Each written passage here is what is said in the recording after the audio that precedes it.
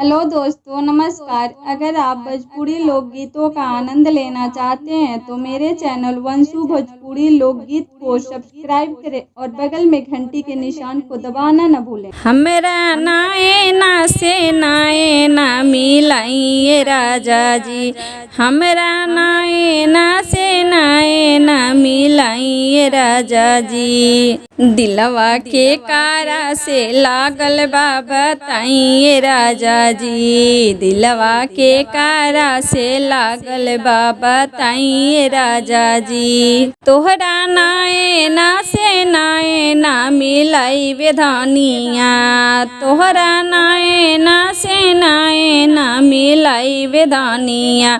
दिलवा तोहरे से लागल बा बताई वेधानिया, दिलवा तोहरे से लागल बा बताई वेधानिया।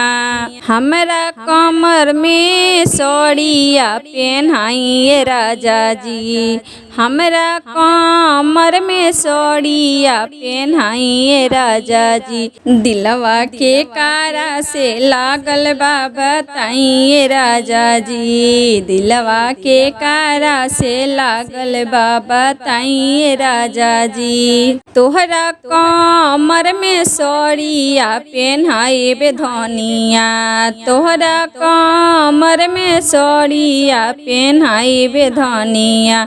दिलवा तोहरे से लागल बा बताई वेधानिया, दिलवा तोहरे से लागल बा बताई वेधानिया। हमरा गलवा में हारवा पहनाइए राजा जी, हमरा गलवा में हारवा पहनाइए राजा जी।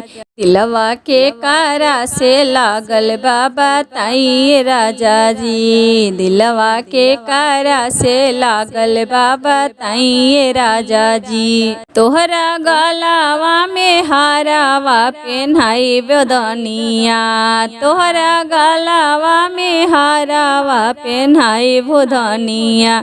दिलवा तोहरे से लागल बा बताई वेधानिया, दिलवा तोहरे से लागल बा बताई वेधानिया।